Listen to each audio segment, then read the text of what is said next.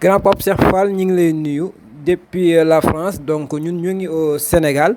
donc yow yaa ngi foofu si bitim réew ñu suivandoo en même temps lii di actualité yi xew fii si dëkk bi rawatina fi ñu dëkk muy Mbacké ak Touba donc ñu gis ne actualité bi nga xam ne nii moo am si ay bis yi bari na mais li si gën a fees bokk na si li nga xam ne nii mooy kaawu trésor public bi ak li nga xam ne nii moo di kaawu état civil bi donc bu njëkk bi nga xam ne nii trésor public am na benn waaye boo xam ne mi ngi woon fii si trésor bu Mbacké am lu mu si laale lu tolloog si ay 2 milliards 500 mille et quelques yoo xam ne ni moom lañ koy toppee yow loolu ban jàngat nga si mën a am rawatina si dëkk bi ñu nekk di Touba Mbacké nga xam ne ni dafa war nekk référence si wàllum jub ak jubala mais dafa mel ne léegi day bëgg a soppi xar kanam. salaamaaleykum wa rahmatulah wa taala wa barakaatu.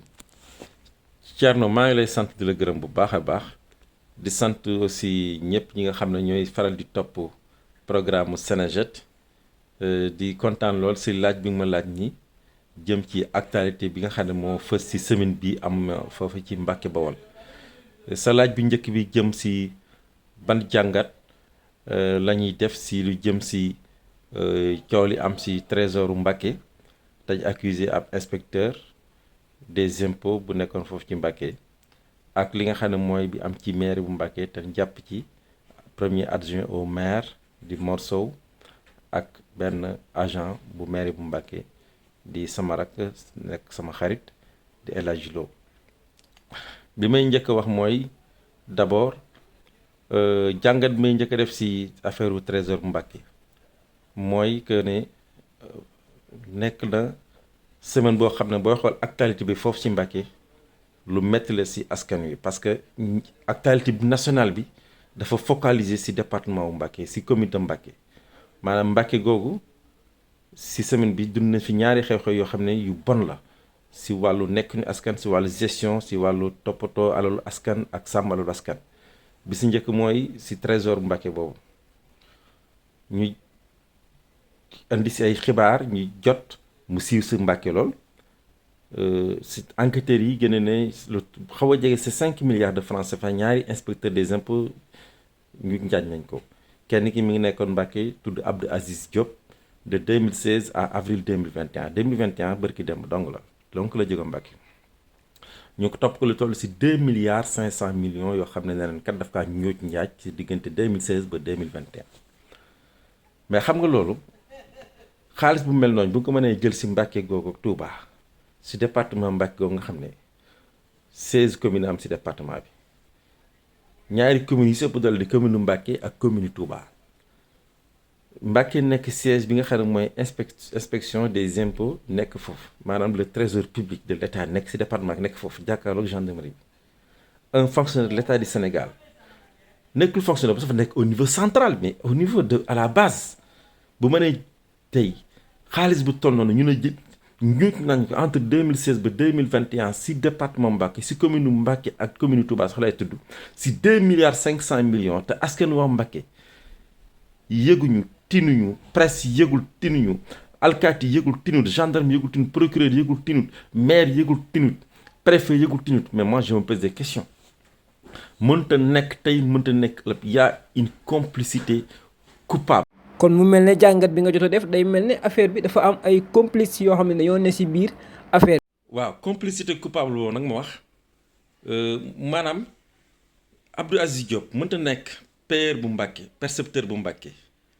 xaalis bi toll noonu jóge ci gox bi 2 milliards 500 millions te amul ñum jëfanteel ñum seqal mbir mi amul ay complices c'est pas possible mënta nekk enquête bi sax boo ko liree bi dig def. te man ma jot si ab copie dig dem na ba cité sax ay nit ñoo xam ne ñoom ñoo ngi leen cité te inférence ma jot sax xam na ne ñoom dañ leen jàpp si semaine bi di ñëw ñi nga xam ne cité nañ leen si mbir mi mais au-delà même de ça la question que tout le monde doit se poser mooy Mbacké Bawol nan lañ mën a toogee tey ba 2 milliards 500 millions nit di ko jël si gafaka alalu askan wi te kenn yëgul kenn tinut mais là y a problème ça ne peut pas être. C'est que à notre niveau ñun ni ñu waroon taxawee taxawuñ noonu xoolewuñ noonu presse bi ni mu waroon taxawee suñu bopp lañ koy njëkkee di ceytu ngir xool di gëstu def travail d'investigation def nañ fayit bu grave foofu beneen bi mooy askan wi nga xam ne tey ñoom ñooy parce que kii détourné yow rek doo détourné sa am nga ñoo xam ne ñoom ngay liggéeyal ndool wala am nga xam ñoom ngay jëfandikoo si wàllu si yenn activité ngay def ay recouvrement ay paiement fi yooyu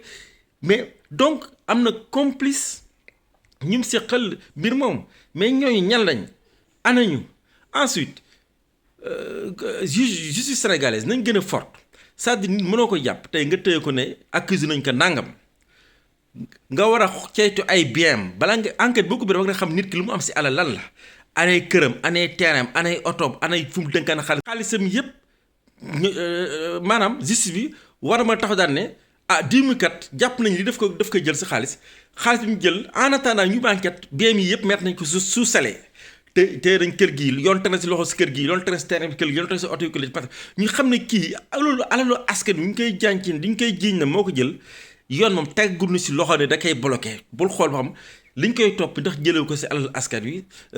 détenu lu mu koy jëlee il faut que justice bi gën a dem si loolu parce que moo am si àddina bépp yëpp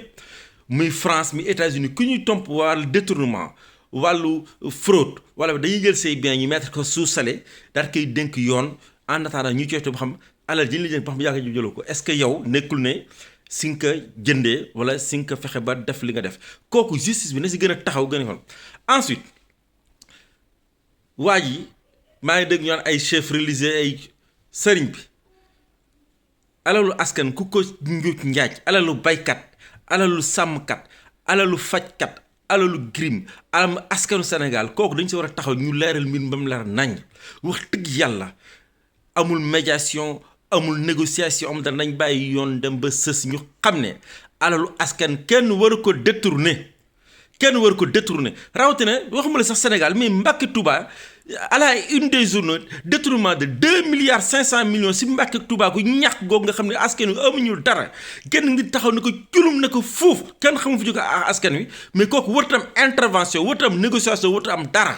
kooku dafa war a dem ba sës ñu xam xaalis bi fan la ko waa ji dugal fan la xaalis bi dem loolu amoon li may wax si affaire Abdou Aziz Diop boobu. ñu gis ne tamit su dee si côté état civil bi tamit dafa mel ne lu mel noonu tamit lañ fa xaw a nemmeeku mu di ab luubal mu mel ne du c'est pas la première fois mel na ne amoon na fi ba pare amaat fi mu mel ne répétition la situation yu mel noonu nan nga ko mën a jàngatee si biir dëkk bi. mooy li jëm si affaire maire bu Mbacké tañ joxoñ si tuuma l'adjoint au maire Mor Sow mon ami mon frère mon grand ak sama rak El Hadj Lo procureur bu Mbacké ubbi si enquête ak tribunal bi. actuellement ñu nekk ci loxo yi yoon ubbi enquête yoon ni mu si amee ak bar ak tey ñoo ngi leen ci félicité di ci càkku mais au-delà de ça même sans aucun soubassement méchanceté jalousie tout parce que ñoo bokk dëkk Mbacké xamante nañ ça li muy andi mooy yoruk alalu askan wi si alalu askan wi ni ko nit ñi yoree loolu war nañ ko xool war nañ ko mën a gën a xoolaat xool ñii dënk ñan la xool ñi yor alalu askan wi ñan la xool ba xam ñii bu leen yoree nañ bëgg ñu yor la ko wax dëgg yàlla war nañu romb tey en un mandat ñu jàppale si ñaari yoon affaire papier faux usage de faux franchement loolu ça n'honore pas la municipalité de Mbacké te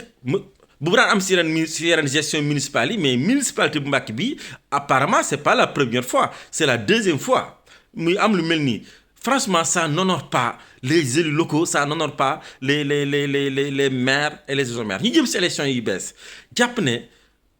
équipe bii toog loolu nañ ci def teg seen tànk ne nii lañ bëgg a doxee ñin dénk maire bi ñu koy doxal ñu doxee ko noonu mu am transparence am leer te loolu lu ko war rek mooy ñàkk kayit gi am si réew mi ak si askan wi donc y a beaucoup de choses yu waral ay kayit faux usage de faux parce que xale bu juddee amul kayit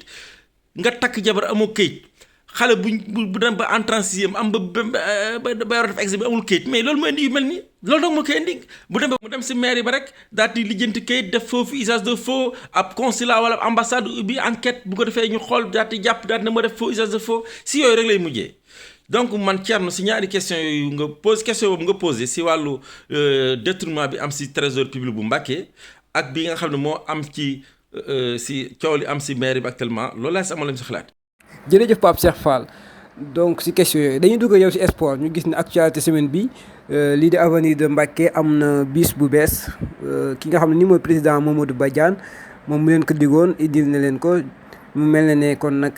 moom tàmbali naa def li nga xam ne nii moom la waxante woon ak askan bi donc mu mel ne joueurs yi ñoom ñoo war a def effort tuuti ndax gis nañ ne ñaari match yi leen jot a defagul mais dafa mel ne ba léegi amaguñ li nga xam ne moo di victoire ban jàngat nga ñu ci defal. ci avenir Mbacké c'est la bonne nouvelle de la semaine bii loolu donc moo ci neex vraiment avenir Mbacké am nañ ab bus bu fekkee seeni résultat sax baaxagul parce que gis nañ 2 match yi vraiment c'est pas concluant doxut du leen gañ xale yi nañ gën a góorgóorlu xale yi football xam na kat moi je félicite le président Badiane vraiment vous avez toutes nos félicitations et tous nos encouragements parce que kat la nga waxoon avant ngay fallu bu ñu ko defee ni laa ko def yaa nga ca te yaa ngi si teg sa tànk bus bi ñëpp gis nañ ko kon wàllum transport wàcc nga ci équipe bi yaa ngi recruter tamit di indi ay football kat di leen fay vraiment def hivernal jël sa àll def si on ne demande pas mieux on demande juste cela te yaa ngi si vous avez nos encouragements vous avez nos félicitations li si des si xale yi football la xale yi nañ am jom nañ am fulla xam ne Mbacké dafa war a yéeg nag yéeg bi yàlla defal nañu andi nañu président boo xam ne vraiment il a le réseau il a les moyens am na fulla gi am na fayda bëgg si def mooy mais yéen am leen jom nag football gañ loolu yomb na entraîner leen football leen gañ leen la leen sant encore félicitations